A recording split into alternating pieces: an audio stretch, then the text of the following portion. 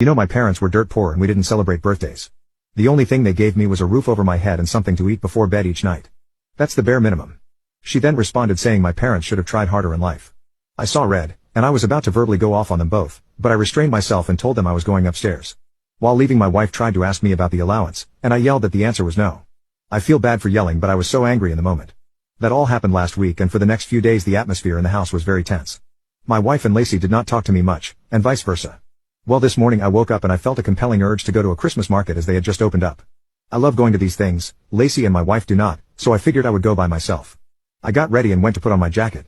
A jacket I only wear during the winter time and very rarely.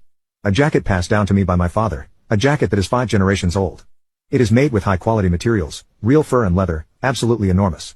It probably has a market value of around $900 $1,000, but to me it is priceless. After spending a lot of time trying to find this jacket and being unable to, I decided to ask my wife if she had seen it. My wife reluctantly said no at first, but she hesitated before answering. I asked her again, she hesitated again and said no, then immediately tried changing the subject. Something was fishy here, so I kept pressing. She finally cracked when I threatened to go leave the house for a few days. She admitted that Lacey, being furious with me after I told her no to her allowance request, decided to sell my jacket and keep the money. I went blind with rage. I asked her first where she sold it, and my wife told me she sold it online and through where. I was irate. I went upstairs to where Lucy was sleeping, but I had no intention of waking her up. I simply took the new phone I got her and put it in my pocket. I then went downstairs to my wife, who kept begging for me not to punish Lucy. I told her not to worry and that I'm not going to DOD anything, and told her I'm heading to the market to clear my head and enjoy my day. And enjoy my day I did. I headed out alone and pawned her new iPhone. I got just over $500 for it, way less than I paid, but I did not care. I then spent the entire 500 big ones on a day to myself. I bought stuff at the markets, I went to a Michelin star restaurant, I went to a spa. I had a great day and came home with $11.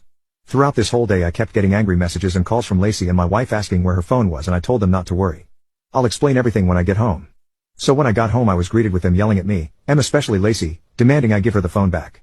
I wish you all could see the look on her face when I told her I pawned it. Priceless. Truly priceless. Her mother started screaming, of course, that I'm a selfish a-hole for doing this. I told them both that this is what they get for selling something priceless to me behind my back. Lacey kept yelling at me that it was just a stupid jacket. I reminded Lacey that things can hold more value to them than their price tag, and she got even more mad. Then I told her that I will also be taking the money she got for selling my jacket and keeping it to myself. She started to cry when I said that and ran upstairs. By this point, her mother washed quiet and was sitting at the kitchen table. After Lacey bolted up in tears, I sat down with my wife and we had a long and painful talk. She admitted that what Lacey did was wrong, and she admitted that she spent years parenting her the wrong way. I asked her what she wanted to do and she said we must have a serious talk with Lacey, and I agreed. Lacey has been upstairs the whole evening, and my wife and I plan to talk to her tomorrow.